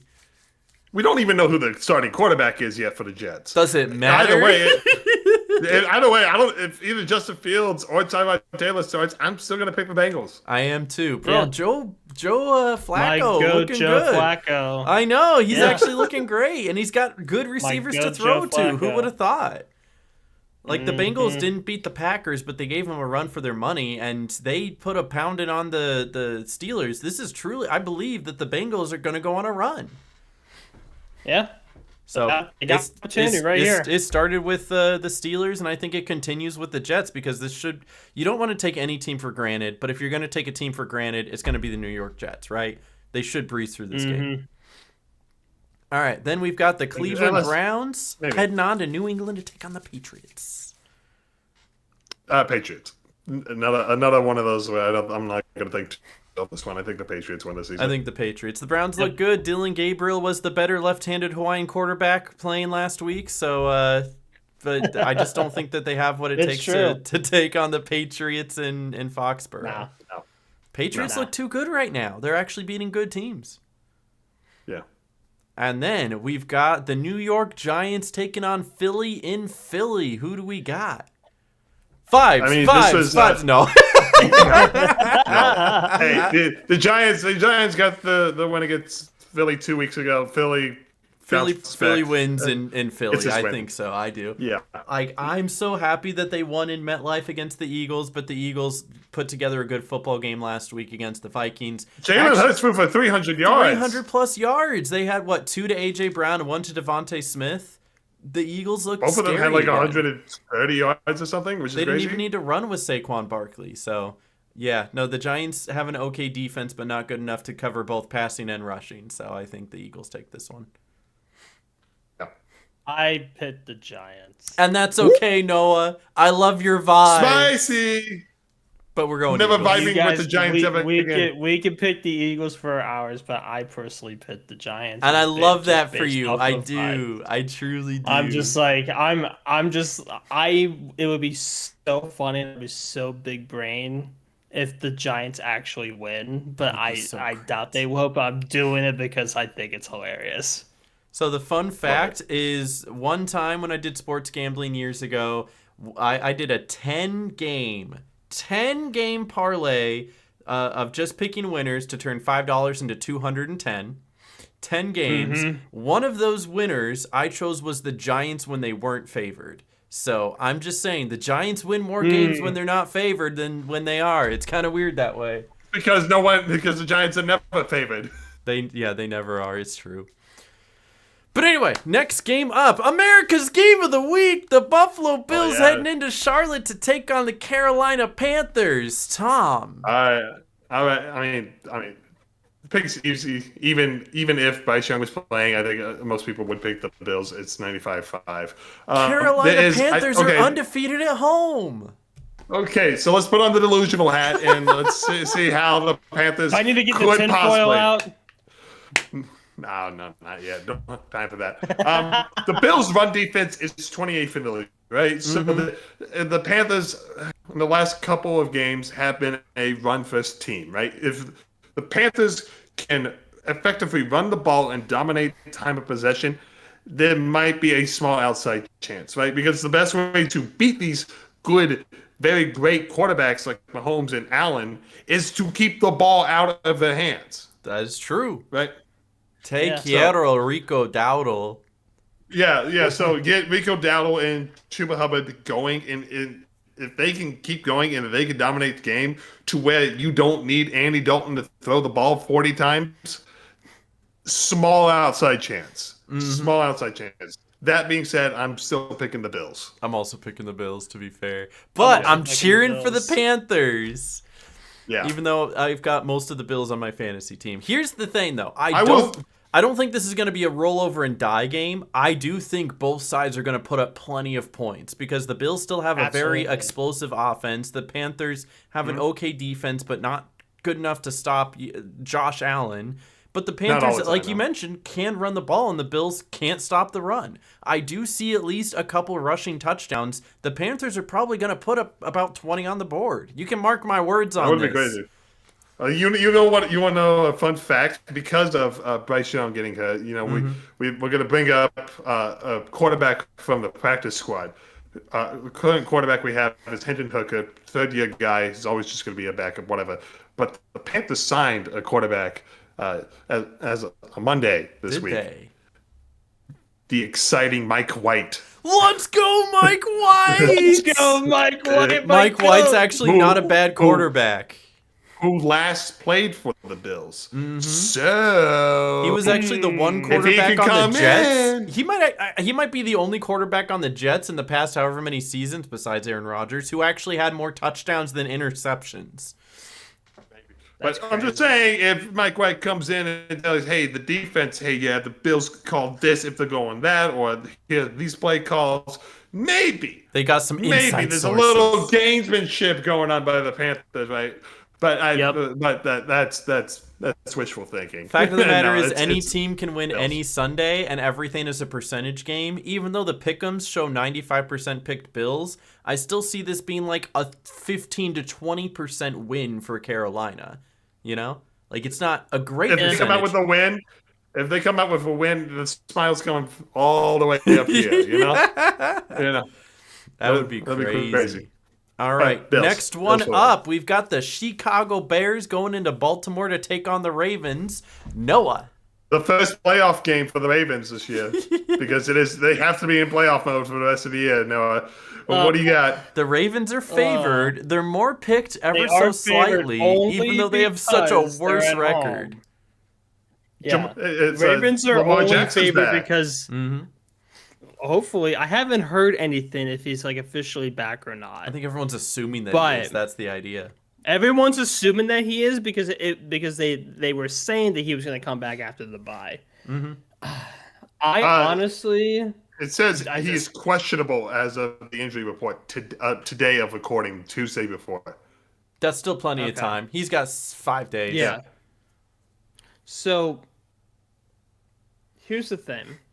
I would typically at this point just be like, well, if Lamar Jackson comes back and the Ravens were able to clean up a lot of the mess that they've had with both the offense and defense during the bye week, then absolutely I think the Ravens would win this game. However, Lamar Jackson at the time of filming this is still questionable. Will he actually come back? I don't know. And do I have faith he will? I hope he does come back. But ultimately, I really think our defense is going to flounder. I'm picking the Bears. The defense actually did okay the last time they played against the Rams. They did okay. Think of it this way. The defense 2 weeks ago held the Rams to 17 points. The Rams then went to Jacksonville, who Jacksonville's had a pretty decent defense throughout this year so far, and gave up 35. They gave up 5 touchdowns to the Rams. Baltimore held them to half of that. So I think the Ravens defense is finally picking it up. They're looking okay. And although the Bears are the only team who has put up at least 21 points in every game so far this season, I have faith that the Ravens, especially with Lamar Jackson, even if the Bears put up 21 again, if Lamar Jackson comes back, the Ravens are putting up 35 plus. Yeah. That's a fair point. So I know you're picking the Bears. I'm going to Homer Simpson pick for you, and I'm going to take the Ravens. Tom? I am going off the fact that Lamar Jackson is back. If Lamar Jackson does not come back, it's Bears. If he is back, it's Ravens. And so for this pick, I am picking Ravens. Let's go, Ravens! Let's go! Yeah. The comeback starts now. The playoff run. I am hoping I am wrong. And that's totally fair. No, Well, let's do on This is- statistics. This is the thing about us Ravens fans. We give up on our team so fast. That's what I think. I mean, football when fan, you're 1 come and 5, on. it makes sense Right. this time. I wouldn't even blame you if it's you were 1 and 5 and 5. 1. I would be telling you you're crazy. Yeah, no. At least they're not 5 and 1. They're 1 and 5. So I'm really hoping that I'm wrong and that the Ravens actually play extremely well on Sunday. But I have this little like thing in me that's just like no, I don't think they're gonna do it. I think they're gonna flounder again. And this could be one of those things where they have an upset in the fourth quarter, and the Ravens are known to do that. And if that happens, then the vibes were correct. Then there we go. That's your vibes pick. That's my vibes pick. Yes, Totally fair. Even though I picked the Giants earlier. You get a more than one vibes pick. That's fine. You're allowed that. Yep. But then we got the last early game, the San Francisco 49ers heading into Houston to take on the Texans. Weirdly, the Texans are favored. Niners will find their way to win. Niners, you're right. despite I'm the also injuries. thinking the Niners, yeah. George Kittle, even though he didn't get any points, Did you hear what he said in his post-game show? He goes, "I'm sorry to fantasy owners. I'm sorry to bettors." He also said, because at one point Fred went out for the season with like an ACL injury or whatnot. He was shown on the big screen, right? And everyone was cheering. It's like, "Oh yeah, Fred Warner, yeah!" And it got so loud that the San Francisco offense had to go to a silent count. So it's like, it's really selfish of Fred Warner. I can't believe he did that. That's funny. Which is really funny. Yeah. But yeah, Niners easily. Then we're getting into the afternoon games, and we got probably one of the most favored or at least one of the most picked of the week. We got the Tampa Bay Buccaneers going into New Orleans to take on the Saints. Do the Tampa Bay Buccaneers have a bounce back game or? Yes, they do. Yes, it's Bucks. Absolutely. Even with Mike Evans now out with a broken collarbone. Mike Evans comes back for one game and gets hurt not even before halftime. It's so sad. I feel bad for the guy. This will be the first season Mike Evans doesn't get 1,000 receiving yards. Unless he goes crazy the second half and somehow plays on a broken collarbone. No, you're absolutely right. It would be sad. Yeah. This might actually just be his last season. We don't know. He might have another season or two in him, I think. But hey, think of it this way, Much to my despair. If the Bucks lose and the Panthers win, they have the same record. True. This division's still wide open, is all I'm saying. Still wide open. Yeah. But yeah, I'm taking the Bucks. Bucks. You never know with these division games, though. You never know. All right, then we've got the Dallas Cowboys heading into Denver to take on the Broncos. I told you guys I had a vibe pick this week. This is my vibe pick. I'm going the Dallas Cowboys. I think they've looked pretty darn good. They're putting up a lot of points, and their defense is finally starting to come together. The Broncos, even though they had that amazing comeback at the end, really didn't have a whhole lot in the beginning of the game. Their defense was looking shakier than it has before. Their defense is floundering. I want the Broncos to win because I need to keep the Chiefs down, but my vibe pick is the Dallas Cowboys because they've been hot lately. No, go ahead. What do you think? I picked the Broncos. I just don't like the Cowboys. That's totally fine. I don't like the Cowboys either. But you can't deny what they've been doing. I mean, yes. I mean, in retrospect, the Cowboys are the better team here. I'm going with the Broncos here. I think the argument here is that even though one team is 3-3-1 and the other one is 5-2, this is as close to a 50-50 matchup as it gets. So all comes down to Tom. Tom, who are you feeling and what are we picking? I think the Broncos can probably get a stop. And I think the Broncos offense, especially if they played like they did in the fourth quarter, which won't do, but if they show the capability of putting up points just like the Cowboys can, I think the Broncos will scratch out a win here. All right, we'll go with the Broncos. They are at home, you never know. Yeah. Then we've got America's game of the week. Breathing. Getting the hat. The Tennessee Titans going into Indianapolis. This is literally the most favorite game of the week, by the way. To take on the Colts at a minus 1,600. Dude, they don't want anyone making free money. Nope. Bro, just put $5 on the Titans, see what happens. Yeah. Colts. Not even close. Not even close. Colts by a mile. Colts by 20. Colts by 30. What do we? Colts? No, I don't. No. Just kidding. You didn't know you didn't. I was about to walk away. No, I picked the Colts. Jonathan Taylor is getting 3 touchdowns again. You can put money on that. Nah. Don't put money on. We don't gamble around here, but you can. We don't gamble around here. You can, but you do it responsibly. Gamble responsibly, kids. So Colts. Then we've got the Sunday night game where the 4-1-1 Green Bay Packers head into Pittsburgh to take on the 4-2 Steelers. Who do we get? What do you think? Yeah, Aaron, what do you think? I mean, my Homer Simpson pick has to be the Packers. They are favored, and they're coming off a win, and the Steelers are coming off of a loss. I think they have the momentum going into this game. I do think it's going to be hard fought, and it's really going to be coming down to who has the momentum. This is a 50-50 game. I know that a lot of people have been putting the Packers in the top 10, even the top 5 of the power rankings, and the Steelers have just been missing from the top 10 in every power rankings everywhere. But I know we even left Pittsburgh off of our power rankings last week, which was a good call because they lost to the Bengals. But I do think the Packers, if anything, are just the better team here. But this is one of those like 60-40 games. The Packers win 60% of the time, where the Steelers win 40% of the time, and I'm just going to take that gamble on the 60%. So for me, I'm taking the Green Bay Packers. But Homer Simpson pick, so. Yep. I also chose the Packers. Yes, you did, baby. Yes, you did. Honestly, I was 50-50 on this when I was looking at it, and I leaned Packers personally. But I wouldn't be surprised if the Steelers won. You know, right? I want the Steelers to lose as a Ravens fan and AFC North enthusiast, sort of. But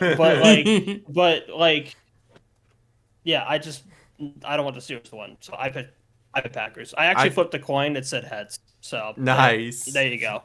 I'm thinking like the Bengals are the litmus test. If you can beat the Bengals, you're a good team. If you can't, you're not. And so the Steelers lost and the Packers won. But you know what will be really ironic is if Green Bay wins, does the full circle beats the Ravens as well, the Packers will have beaten the 3 top teams in the AFC North and then lost to the bottom one. Oops. And we're the Cleveland Browns. We're the Cleveland Browns. So let's go Packers, go Pack, go. Micah Parsons, 4 sacks. Aaron Rodgers can't move. Maybe. I don't know. And then we've got... if it's not Micah, he's getting tackled by his own teammates anyway, so... True! I'm surprised he hasn't broken a leg yet.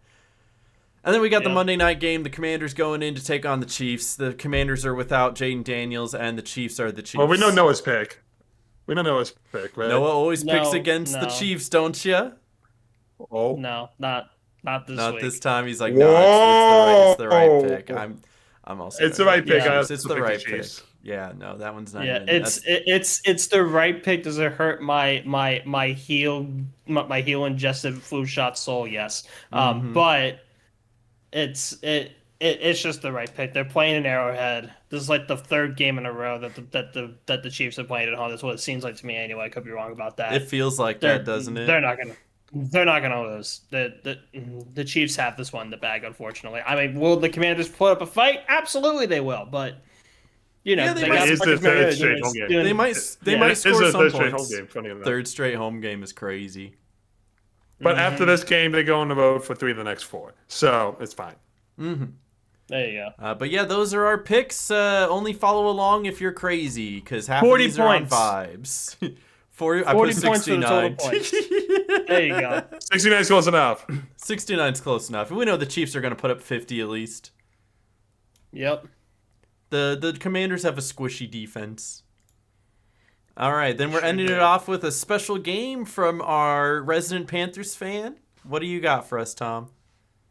Have you boys ever heard of the $25,000 pyramid game show? No. No. This was back in like the 70s when $25,000 I was a wasn't lot of born money. then. I wasn't even conceived Okay. yet. Oh, yeah. Okay. So the premise of the game is you have categories, right? And then there's a team of two. One is a clue giver and one is a clue guesser. The giver will give clues to a category of related items, right? And they can use any way that they can to get the guesser to get the word, except say the actual word. Can't say the actual word. So it's like Taboo. You ever I played think Taboo? I've seen this, yeah. Yes, it is exactly like Taboo. Gotcha. I think I've heard of this, yeah. Yeah. So what I'm challenging you two to do is that you two need to work together. One will give clues, one will guess to see if you guys can get the six we'll call them Football terms? guesses. The football terms in these categories I have in a minute. You have a minute to do it. Just for funsies. Just for funsies. Right? And if it goes over a minute, we're going to keep going. This is going to make sure that our Hazelight relationship is perfect. You know? Oh wait, I've got 4 categories to choose for, and Noah, I am arbitrarily choosing you to guess to be the clue giver first. Okay. Clue giver. So you're gonna let's say he gives you the word Chiefs. You have to be like almost three-peated, and I'll be like Chiefs, and you're like, there you go. Yeah. And you can use words, you can use arm motions, you can move, do whatever you need to do to get the other person to get the word. Okay. You just can't straight up say it, or you can't say the words. You can't rhyme it. You can't do anything like that. Yeah, if you do that, you get buzzed. It rhymes with just Kansas City Chiefs. All right. That's Noah, here are your categories to pick from. All right. Okay. Penalties, ways to score points, stats, or backup quarterbacks. Which one would you like? Admittedly, I want to do penalties. I know some penalties. Yep. So he's going to send you a word?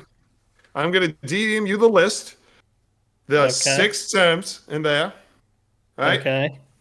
Do you know all the signs? Do you know the I know the signs, kind of. And when I say go, when I say go, you'll get to start. Start at the beginning and make your way through. Once Aaron gets the term, go to the next one. Do you understand? Got it. All right. Got it. All right. 1 minute on the clock. Ready, set, and go. Offense. False start. Yep. This could be on both Holding. teams. This is when the quarterback Roughing the passer. Throws intentional grounding. No. Yes. The team kick ball and then the kicking team runs into the receiver. Oh, it's I know the one. It's kick catch interference. Good enough. Yes. Yeah. That's what it's called. It's called kick catch interference. It's this one. It could happen for both of them. We always like to say it's like for we wanted to be on the defense, but it's not. Pass interference. Usually not on the defense. Sometimes, yes. Pass interference. Okay. And then personal foul thingy. Roughing the kicker. Something like that. Yes. Yeah. There you go. You're like personal foul. Got it in with 3 seconds Let's left. Good go. job, Noah. I know my Let's go, penalties. Noah. Way to go.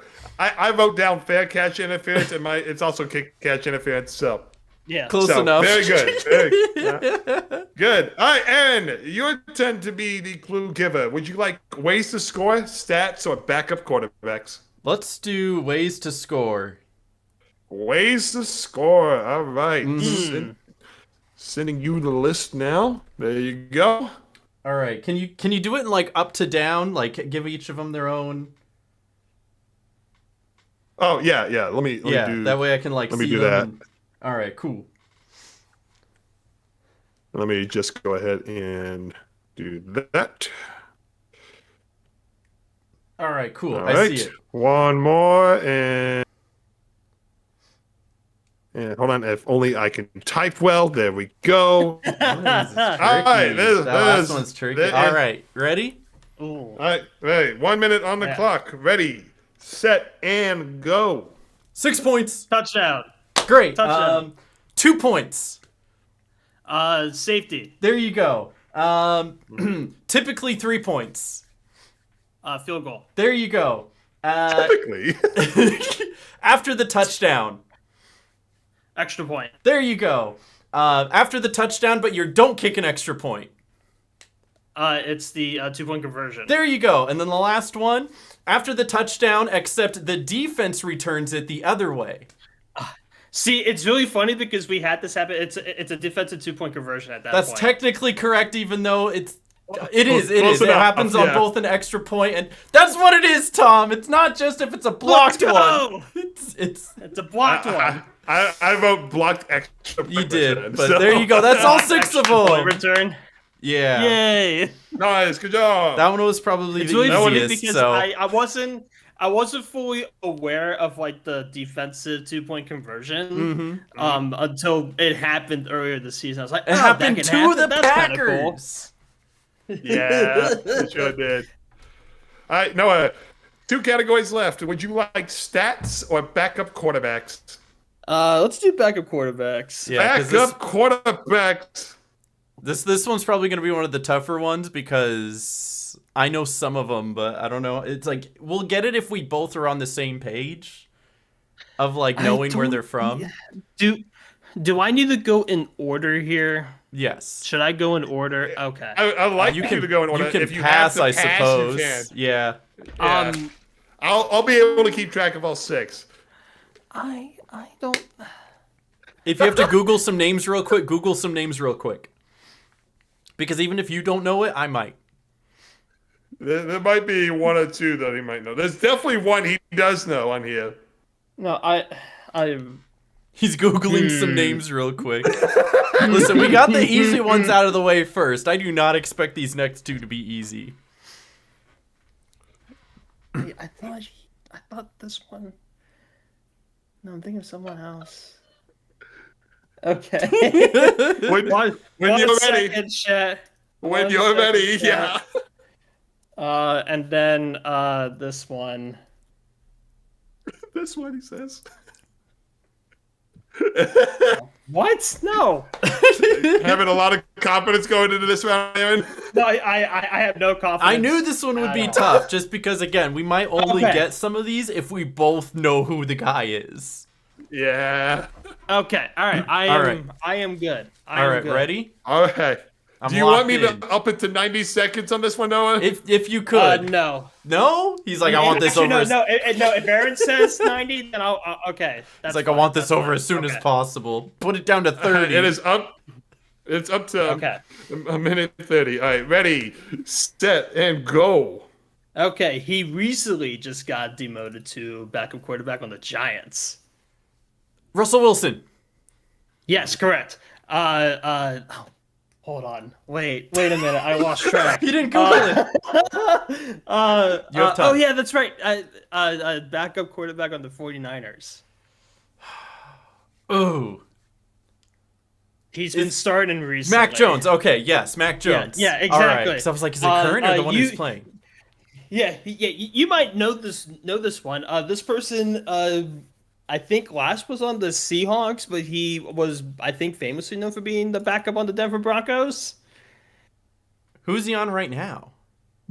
I think the Seahawks, if he's still playing. Just pass. But like, pass. Go to the front. Pass. Pass. Got it. Okay. Next one. The Los Angeles Chargers. Their backup quarterback. Oh, what is his name? Pass. Give me another one. Okay. Currently the backup quarterback for the Kansas City Chiefs. Gardner Minshew III.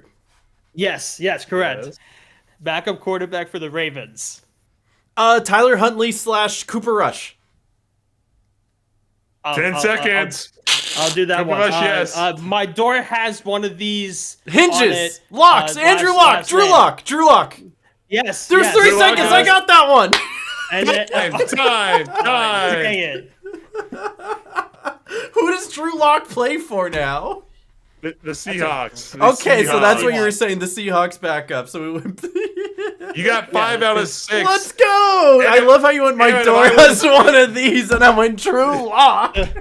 Yeah. Aaron, if I would have said, he played well in the preseason. He's on the Chargers now. We talked about him. We did. I know exactly who you're talking about because he was back up on the 49ers and on the Cowboys. I'm trying to remember his name. He's got the tattoos. He's young. He was drafted. He got hurt. He was on the 49ers. What is his name? Starts with a T. Trey Lance. Thank you. Yeah, there you go. I knew it. I could picture him, but I forgot his name. So it's not like I didn't get it right. It's just that I couldn't remember. I was stuck 5 out of 6 isn't bad. That's not bad. I was stuck on Patriots' mind when I was thinking of Mac Jones. I was like, wait a minute, he's not. You could have said he played for the Patriots, but I mean, we still got there because I was trying to be recent, you know. Mm-hmm. No, and the thing is like you were totally right with the fact that Mac Jones is the backup. I just for some reason was thinking Mac Jones was starting and therefore wasn't the backup, but no, he is still technically the backup. Yeah, correct. Yes. All right. I am typing out the last category for you. Last category is stats. In this space. Just make sure you're typing in the DM and not in the space. Mm-hmm. Yeah, I'm in the DM. I got it on my phone, so I don't have to click over. What was the last category? The last one was backup quarterbacks. Stats. We did. So Stats. now it's stats. So I'm assuming this. Once I see the list, I'll kind of have a better idea. This one will also be 90 seconds. Oh no! What you questioning me? Is that what's happening? And we'll see this list and say, yes, 90 seconds. If he says 2 minutes, I'm screwed. He's taking a long time to examine them. Okay, I think I can do this. All right, you ready? 90 seconds? You ready? 90 seconds. All right. Maybe. 3, 2, 1, go. We're passing the first one. Micah Parsons just got 3 of these. Sacks. Thank you. All right. The Joe Flacco usually has a lot of these. Passing. Throwing yards. That counts. Enough, yes. That counts. All right. Yes. Yep. Throwing yards. Passing that one. There's no way. Typically, this is one of the types of turnovers. Fumbles. Technically, there's a specific type of it. Pass. Okay, we'll pass it. The punter typically aims for this stat line. And it is not the amount of punting yards, it's where they're aiming the punt to go. The landing zone? Something with the landing zone? Kind of. It's specifically on a punt. Oh, it's on a punt. Not fair catches. That's for somebody else. All right, we're going back to the first one. Jamar Chase has a lot of these. And it scores him 6 points. Rushing yards? Jamar Chase is a wide receiver. Touchdowns. Specifically? Rushing touchdowns. That's not rushing. Not rushing? He's a wide receiver! No! Time. All right, so it was touchdown catches. Touchdown catches, not rushing touchdowns. Okay. You got sacks, you got passing yards. This one is pressure rate allowed. I wasn't gonna be all like. I have no idea what that is. It's an offensive line stat, like how well they block. I have no idea. Can you like write these down and put them here? Yeah, and then one of them was forced fumbles. So it's not just fumbles. It's forced fumbles. Because if you drop the ball, it's a fumble. But if you punch the ball out, it's a forced fumble. Yeah, and I had something related to the punts inside the 20-yard line, but yeah, so it's specifically that's for a punt and not like a kickoff. Punts in the 20, yeah. So a punter will kick it, and you're close with the landing zone because the landing zone is within the 20, but the landing zone is for kickoffs only. And then punters usually measure their metrics of how good their punt is by how often they kick it inside the 20 So there you go. Yeah, that was probably the hardest category, so don't feel bad about that at all. I knew that hearing the categories, we were getting the easy ones out of the way first. Yeah, and honestly, I don't keep track of the box scores that well, so I'm like, whatever. Jamar Chase scored a touchdown. Who cares if he caught it or ran it? Yeah. He's got a lot of rushing touchdowns because he runs into the end zone. Exactly, right? He's running to the end zone. That's Hey, that was fun. good. You got like half of them though. You guys did well. You guys did well. I appreciate it. That was good. Yeah, no, I did get most of those. Drew Lock by you pointing at your door. I'm pointing my door. My door's got a lock on it. But it's going to lock. That was a good one though. I had fun with that. Whose last name is Hinges? Like what? I don't know. You're like, my door has it. I was like, Hinges. My door has one of these. Mark Hinges, Drew backup Hinges, quarterback yes! for the Jets. Oh, that's pretty good.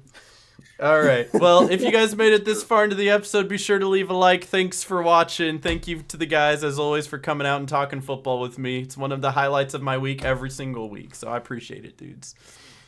Appreciate you, Aaron. Thank you, man. Fireworks. Yo, he's doing the thing. Whoa, how's he doing that? That's crazy. Oh, my goodness. All right. Thank you guys for watching. See you guys next week. Bye.